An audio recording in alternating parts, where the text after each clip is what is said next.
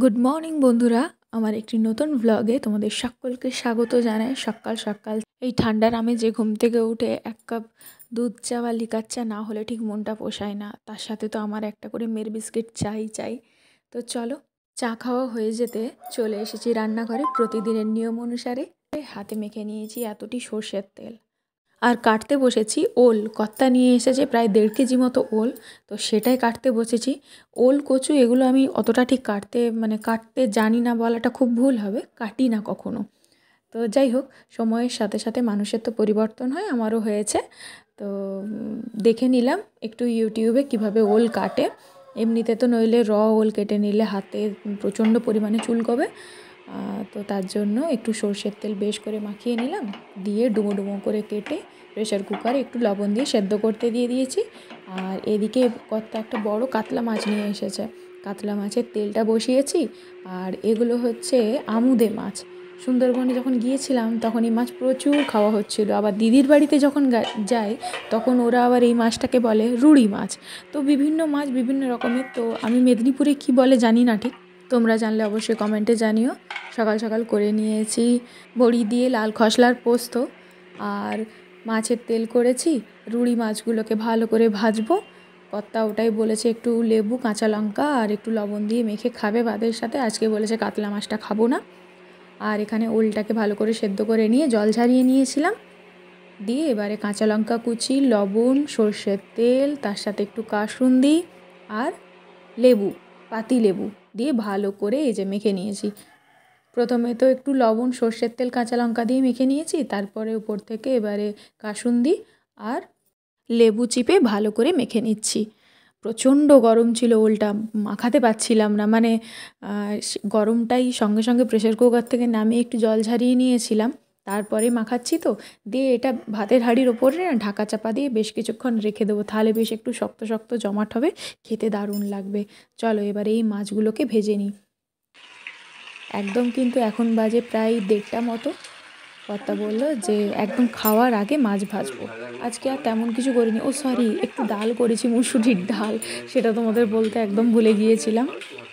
পাতলা করে মুসুরির ডাল করেছি, গোটা জিরে, শুকনো লঙ্কা আর অল্প একটু পেঁয়াজ কুচি দিয়ে। আর এই মাছগুলোকে ওই যে কর্তা পেঁয়াজ কাটছে, সে পেঁয়াজ দিয়ে একটু উপর থেকে লেবু নিচুড়ে আর একটু কাঁচা লঙ্কা কুচি, একটু লবণ দিয়ে খাওয়া হবে। এই দেখো আমাদের সবার প্লেট। খুব সাধারণ খাওয়া দাওয়া খাই আমরা। ওই মাছটা আমি খাবো না বলে আমি একটু বাটা মাছ এনেছিল কর্তা, তো সেটা দিয়েই খাচ্ছি। তো সত্যি বলতে কি, ওলটা এত ভালো খেতে লাগছে কি বলবো, যখন মাখাই তারপরে একটু মুখে চেখে দেখেছিলাম, খুব সুন্দর লাগছিল। তো গোটা ভাতটা না এই ওল ভাতেটা দিয়ে খাওয়া হয়ে যাবে, অপূর্ব সুন্দর লাগছে খেতে। অনেকে তো সর্ষে বাটা দেয়, দুধের সর দেয়, আমি ওই জন্য সর্ষে বাটার ঝামেলা না করে আমি কি করেছিলাম না, একদম রেডিমেড যে কাসুন্দি সেটাই দিয়ে দিয়েছিলাম। ওল ভাতেটা খেয়ে দেখো, গরম ভাত ওল ভাতেটা মুখ ছেড়ে যাবে, এত সুন্দর অপূর্ব খেতে লাগছে, বিশ্বাস করো খুব সুন্দর লাগছে গরম ভাত। আর ওল মাখাটাও গরম গরম ছিল, তো অপূর্ব লাগছে খেতে। তার সাথে কর্তা এই মাছগুলোকে এত সুন্দর মাখিয়েছে যেন মনে হচ্ছে সেই দীঘা পুরীর বিচে বসে যে মাছগুলো বিক্রি করে ঠিক ওই রকম খেতে লাগছে। একদম কড়া কড়া করে ভেজেছিলাম আমি, আর ও তাকে এত সুন্দরভাবে মাখিয়েছে চটপাটা করে। প্রথমে তো বললো যে ওখানেরই মতো বেসন দিয়ে ডুবো তেলে ভাজবো, তো তারপরে বললো না এমনিই ভাজা করো কড়া, তাই করেছিলাম। দারুণ লাগলো, মুখ ছেড়ে যাওয়ার মতো, ওই জন্য ও আর কাতলা মাছটা খেলো না। সন্ধ্যে 7:30 বাজে, আটা মেখে নিয়েছি অল্প একটু গরম জল দিয়ে। রুটি করব, যখন খাবো তার আধা ঘন্টা আগে রুটিটা করে নেবো, আর তরকারিটা করে নিচ্ছি। তরকারির জন্য আমি আজকে সবজি কেটেছিলাম অল্প একটু ফুলকপি, আলু একটা, একটু বরবটি, সয়াবিন, তার সাথে একটু কুমড়ো আর টমেটো দিয়েছিলাম, অল্প একটু ধনেপাতা, কাঁচা লঙ্কা। মানে এই তরকারিটা না পরোটা, লুচি, রুটি সবার সাথেই ভালো লাগবে। নিরামিষ তরকারি এটা, এমন কোনো মশলাপাতিই দেওয়া নেই, খুব চটজলদি হয়ে যায়।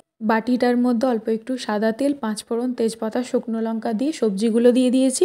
গুঁড়ো মশলা যেগুলো হয় লবণ, হলুদ আর জিরের গুঁড়ো দিয়ে একটু আদা করে দিয়েছিলাম, ব্যাস।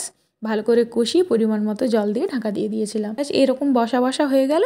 নামানোর আগে অল্প একটু ধনেপাতা কুচি ছড়িয়ে নামিয়ে দেবো। তোমরাও কিন্তু বাড়িতে ট্রাই করতে পারো। শীতকালে তো এখন বিভিন্ন রকমের সবজি পাওয়া যায়, তোমরা কিন্তু সব রকম সবজি দিয়েও এটা ট্রাই করতে পারো, খুব সুস্বাদু হয় এটা খেতে। খাবার নিয়ে চলে এসেছি রুমে, একটু টিভি দেখতে দেখতে খাবো বলে রুটি, তরকারি আর একটু নলেন গুড়ের রসগোল্লা। ভালো হয়েছে কিনা বলো? ভালো হয়েছে সত্যি? রুটি নেয়নি, তার আগে তরকারি খেতে আর মিষ্টি খেতে শুরু করে দিয়েছে, যে নলেন গুড় বেরিয়ে গেছে। শীত পড়েছে বলে কথা। তো চলো খেয়ে নিই, প্রচুর খিদা পেয়েছে, এখন 10:30 পেরিয়ে গেছে, সন্ধ্যা থেকে তেমন কিছু খাইনি, তো খিদে পেয়ে গেছে। তো চলো খাওয়া দাওয়া করে নিই। আমাকে একটুখানি মিষ্টিটা দাও। তো বন্ধুরা, এই ছোট্ট ব্লগটা তোমাদের কেমন লাগলো অবশ্যই কিন্তু কমেন্ট করে জানিও। ভালো লাগলে একটা লাইক, চ্যানেলটি সাবস্ক্রাইব করে দিও, ফেসবুক থেকে দেখে থাকলে পেজটি ফলো করে দিও।